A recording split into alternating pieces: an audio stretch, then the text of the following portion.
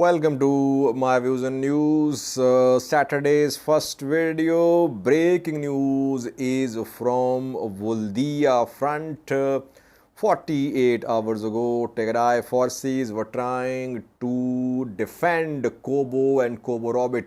In the last video, we reported TDF's recapture of Gobiye. Now, Tigray forces have made more gains. They have taken control of some high places to the east and north of Woldia. War is once again approaching Woldia city. We have details for you. Secondly, US government has extended executive order authorizing US institutions to impose sanctions on Ethiopian government. The executive order was originally issued last year in September. It was due to expire in coming days. Before that, it has been renewed. What does it indicate? And thirdly, viewers, mediators are in Addis Ababa. Mike Hammer arrived in Addis Ababa, I think 2 days ago. Obasanjo has also joined him at last. Efforts are underway to resolve this crisis politically through dialogue. And last reviews, OLA is taking advantage of resumption of armed hostilities in northern Ethiopia. It is swiftly advancing in western Oromia and central Oromia. OLA has taken control of a town on East Weldiya-West Shiva border. Clips, pictures are being shared of OLA fighters taking control of a camp of Oromia Special Force on West Shiva, East Weldiya border. We have details for you. Firstly, viewers, Woldia front, Wollo zone of the Amhara region. Tigray forces took control of Kobo, then Kobo Robit, Gobiye, and they advanced to the east of Woldia a few days ago, more than a week ago, and Tadase Verade in a statement confirmed that Tigray forces were in control of high places to the east and north of Woldia and to the west of Woldia as well. TDF had cut off Woldia-Kashina road. Then came counteroffensive and TDF lost Gobiye.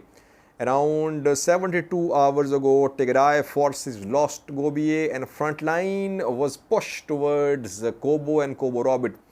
And it was being discussed that TDF might have to withdraw towards southern Tigray as Eritrean military was seen entering a far region. But then came counteroffensive. In the previous video, we confirmed recapture of Gobiye by Tigray forces. But Tigray forces have advanced from Gobiye. They have taken control of high places to the east and to the north of Woldia city. War is definitely approaching Woldia city if TDF remains in control of these strategic high places. Firstly, to the north of Woldia city, two strategic places have come under TDF control. Lima, Salula and Macha are under TDF control. Both are situated to the west of Gobiye, to the north of Woldia city. Secondly, very important development is from Alavoha. To the east of Woldia city. Alavoha Doro Geber is the place where heavy fighting is ongoing. We cannot say that TDF is in full control of Alavoha, because if TDF takes Alavoha, then it can reach Woldia in hours. So far, front line is now Alavoha, Doro Geber, and it indicates that Tigray forces have managed to cut off Hara Gobiye Woldia road. It means that no aid can arrive in Woldia from afar. Hara-Gobiye Woldia road is basically a far Amhara road. This road has been cut off because fighting is ongoing in Alavoha, in Doro Geber. Woldia is not under full siege because obviously from Dasit side, from Gashina as well, aid can arrive in Woldia. But if you lose Alavoha, it means that Woldia will become vulnerable to strikes, artillery strikes, and it will be difficult to remain in control of Woldia. So it means that war is definitely now approaching Woldia city.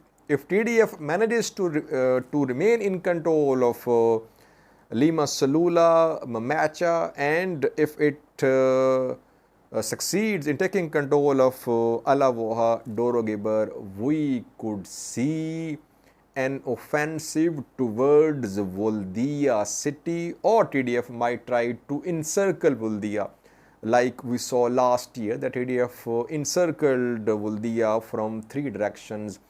What is the status of Woldia Gashina road? Has it been cut off? Because we know that a few days ago Tigray forces did cut off Woldia Gashina road, but then they were removed from this road. It's not clear. TDF was pushed back from this road a few days ago. Now when TDF has managed to reach close to Woldia city, obviously it would be trying to cut off Woldia Gashina road as well, but we have no reliable information from this direction. So overall we can say that once again front line is getting close to Woldia city. Secondly, viewers, US government has extended, it has renewed executive order issued last year by Joe Biden, US President, to impose sanctions on Ethiopian individuals involved in human rights and humanitarian crisis in Ethiopia. The executive order was due to expire on the 17th of September in coming days. Before that, it has been renewed. Now, this executive order was issued by Joe Biden, US President, authorizing US Secretary of Treasury and other officials and institutions to impose sanctions on Ethiopian individuals. Were any sanctions imposed on Ethiopian officials? It's not clear. Names were not made public. Sanctions included visa restrictions, confiscation, freezing of assets in the US. US government did not publicly confirm imposition of sanctions under this executive order, but it was there. Now it has been renewed. It means that US government is keeping its pressure upon Ethiopian government. That is why the executive order has been renewed. We know that 2 bills are also pending at US House and Senate, HR 6600, S3199. Both propose sanctions on Ethiopian and Eritrean governments and other players as well, who are hindering peaceful solution to this conflict in northern Ethiopia. So US is basically pursuing a policy of carrot and stick. Carrot and stick policy. On the one hand, US government is helping Ethiopia financially. World Bank, backed by US, issued some grants and loans to Ethiopian government in recent months. At the same time, bills are pending, executive order has been renewed, it means, and Mike Hammer is in Ethiopia. It means that on the one hand, US does not want to lose PMRB to Russia or China. On the other hand, it wants that both TPLF and Ethiopian government agree to some sort of solution to this problem. What matters most for US is its interest. US wants to minimize Russian and Chinese influence in Ethiopia. US does not want PMRB to openly join Chinese and Russian camp. On the one hand, US government is showing the threat of sanctions to Ethiopian government. On the other hand, it has approved some grants and loans for Ethiopian government too.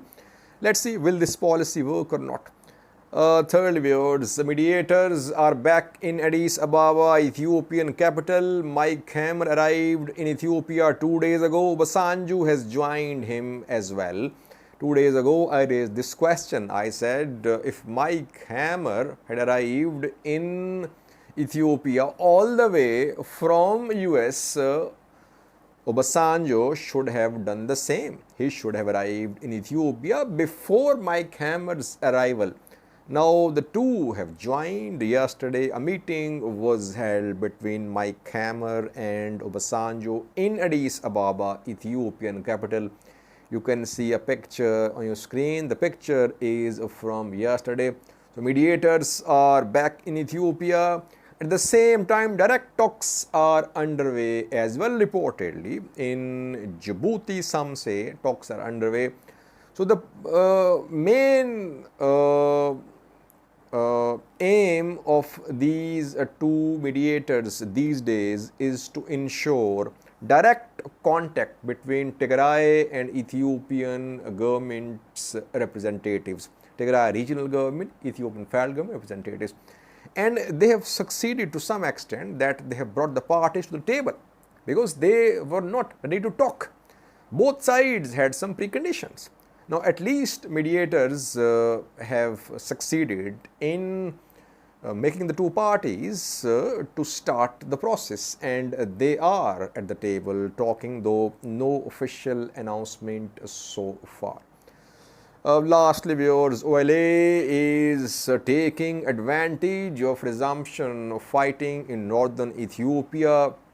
It is swiftly advancing in western and central parts of Oromo Liberation Army with the target of several operations in recent months. Regional federal forces tried to wipe out Oromo Liberation Army, but OLA is bouncing back. It is taking control of new territories on daily basis.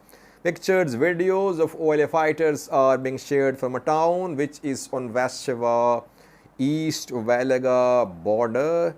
Town is Ukke, Saqaa. It is in Sibo Sire Woreda of East Weldiya. It is on East Weldiya, West Shiva border. It has come under OLA control. Some people were reporting that OLA had taken control of Ukke, which is in Jimma, close to Jimma city. No, correction. OLA is not in Ukke of Jimma. It is in Ukke Saqaa. Names are a little bit similar. That is why this misunderstanding was seen. Ukke Saqaa is under OLA. Ukke Saqaa is in East Weldiya, on East Weldiya, West Shiva border, and here the town is under OLA, and a camp of Oromia Special Force is under Oromo Liberation Army in Ukke Saqaa. So definitely OLA is taking advantage of fighting in northern Ethiopia. ENDF, which was deployed in Oromia, has been relocated to northern part of Ethiopia. And if this war goes on, Tigray, Ethiopia, Eritrea conflict, we could see relocation of Oromia regional forces, Oromia special forces as well to front lines. If it happens, we could see more territorial gains by Oromo Liberation Army in western and central parts of Oromia, and maybe you could see Oromo Liberation Army enter Amhara region in North Shoa and Oromia special zones of the Amhara region. Thanks for watching.